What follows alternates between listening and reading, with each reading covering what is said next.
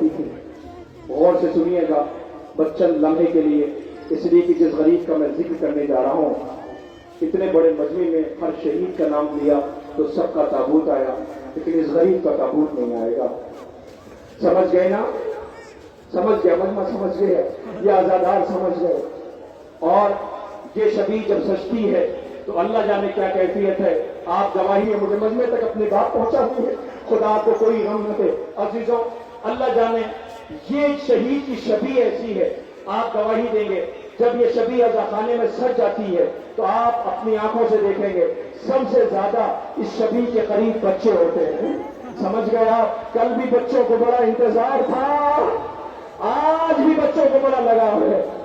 ٹھہریے عزیزوں، واقعہ کربلا کے بعد آل محمد کو کسی نے مسکراتے نہیں دیکھا، آل محمد کو کسی نے مسکراتے نہیں دیکھا. تاریخ کہتی ہے کہ زینب پہلی عید مدینے میں آئی، اب یہ بیوی بڑی ہوئی، بیویوں کو جمع کیا اور چلو اماں ام البنین کے گھر چلے.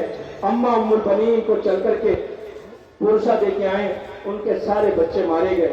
عزیزوں بیوی پردے میں ملبوس ہوئی. میری طرف دیکھنا، بہت قیامت ہے، لیکن میں روؤں گا تو پھر مسائل کون پڑھے گا؟ میری مجبوری ہے، میں نہیں رو سکتا، مجھے مسائل آپ تک پہنچانا ہے، اس تابوت کا استقبال کرنا ہے.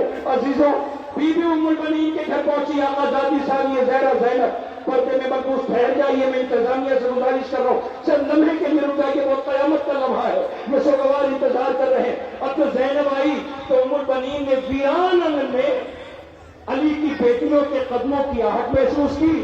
ام البنین نے بیویوں کا استقبال کیا. زینب ام کلثوم جب آئی ایک مرتبہ بیوی نے کہا، زینب شہزادی رو کے کہتی اماں ہم تمہارے بچوں کا پرسہ دینے کے لیے آئے ہیں. بیوی نے دیکھا ایک مرتبہ عباس کے بیٹے فضل کو بلایا، کاش تیرا بابا ہوتا تو بہت خوش ہوتا. ایک مرتبہ زینب بیٹھ گئی، اپنے بھائیوں کو یاد کر کے رونے لگی. میری طرف دیکھیے کہ 1 سے 1.5 منٹ میں آپ کے بیچ شبی آنے والی ہے. زینب اپنے بھائیوں کو یاد کر کے رونے لگی. اماں تیرے بیٹوں کا پرسہ ہے، اماں تیرے لاڈلوں کا ماتم ہے، اماں تیرے گود کے پالوں کا ماتم ہے. اماں کو پرسہ دینے لگی. ایک مرتبہ ام البنین نے عباس کے بیٹے فضل کو بلایا تو فضل آج تیرا بابا ہوتا تو بہت خوش ہوتا. اے میرے لال، آہستہ سے کانوں میں کہا، میرے لال جاؤ بیویوں کے لیے پانی کی سبیل کرو. عباس کا بیٹا اٹھا، مشک میں پانی بھرا، زینب کی طرف بڑھنے لگا. ایک مرتبہ زینب نے قدموں کی آہٹ محسوس کی. بیوی نے جو سر اٹھایا تو دیکھا عباس کا بیٹا مشک لے کے آ رہا ہے. ایک مرتبہ زینب کی چیخ نکل گئی، کربلا کا واقعہ، اماں روک لو اسے، مجھے میرا عباس یاد آ گیا. اے عباس شرمندہ نہ ہوگا، تیرے بیٹے نے پانی پہنچا دیا. کیا عباس کا علم آ رہا ہے؟ یہ کیسا گریا ہے؟ ہاں غازی کا علم آ رہا ہے، حسین کی طاقت کا علم. اللہ آج 1400 سالوں کے بعد جب یہ علم آ رہا ہے تو یہ مجمع تڑپ رہا ہے. کل کے بنا میں بچے تڑپ رہے تھے. اللہ غازی کا علم آیا ہے، غازی کا علم آیا ہے. زینب کے ماتائے کا جنازہ ہے، سکینہ کے چچا کا علم ہے.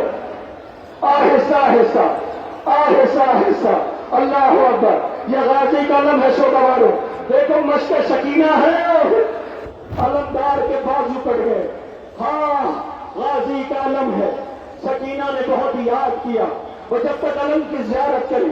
عزیزوں 11 محرم کو سکینہ کے ہاتھ پر روے تھے، بی بی کے رخسار پہ تماچے کے نشان تھے، جلا ہوا دامن تھا، بی بی گزر رہی تھی.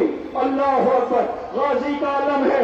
ایک مرتبہ سجاد غریب نے سکینہ کے قریب گئے، جا کے فکرہ کہا ہے جسے شاعر نے رقم کیا. سجاد یہ کہتے تھے معصوم سکینہ سے چپ چاپ گزر جانا عباس کے لاشوں سے. اے غازی، کہنا یہ ہے کہ زینب کے دونوں ہاتھ پسے پشت بندھے تھے، وہ ایسے گری جیسے کہ عباس گرے تھے. اللہ زینب کے ماجائے کا علم ہے، عباس غازی کا علم ہے.